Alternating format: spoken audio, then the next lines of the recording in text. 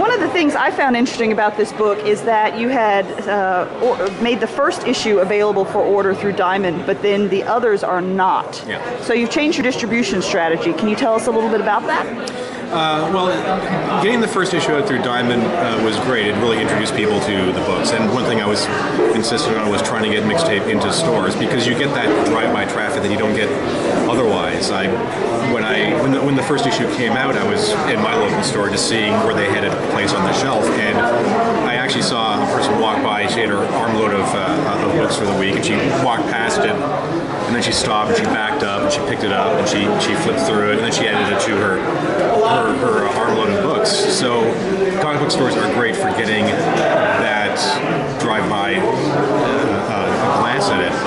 The challenge is getting what's essentially still a very small indie book out to comic book stores on a consistent enough basis. And just given that we're not a huge selling book, we're not selling Spider-Man numbers or anything like that. And the issue was, do we keep rolling it out through Diamond, having to print in advance the minimum amount of copies required to do that, and to have to go through that whole process of shipping the books to Diamond, Diamond shipping them to the stores, and vice versa.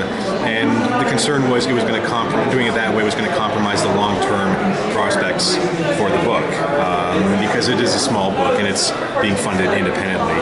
And I kind of had to weigh both options and try to find a different way to get it into stores. Right now, people can buy it through Indie Planet, and we're working on getting it into any store that wants to order the book. We're offering the same 50% discount that stores expect. And there's also one thing I actually get to announce officially is there's going to be a version available through iTunes and their iBooks store that looks like we're going to be incorporating a playlist for each issue that you can go download through iTunes. So each issue is a 14-track playlist of songs from that era, and I like to think of them kind of being a mixtape put together by the main character in that particular issue, and the songs chosen kind of mirror what happens to that character in that issue. So that's kind of an added little bonus that looks like it's finally been worked out. That was supposed to go last year, it didn't. So again, really just the thing with Diamond was trying to find the best way to get the book out there to people who want to read the book without making it difficult to tell the whole story. The first two issues are available right now through Indie Planet. The third issue will arrive in about a month, and the fourth and fifth issues will arrive later this year. So by the end of 2013, the first arc, the first mixtape arc, will be completed. And then hopefully we'll be able to collect that as a trade edition at a later date, which will hopefully have a better chance of getting it into comic book stores and regular bookstores. Do you find that comic book retailers are willing to order your title separately instead of through their general Diamond order? Not really. Not a lot of them. I mean, if you give them the option and you make it as easy as possible for them, a lot of them still won't. I mean, a lot of stores just will not carry anything other than Marvel or DC books or any of the big four, big five publishers, and that's perfectly understandable because they want to buy books that are going to move.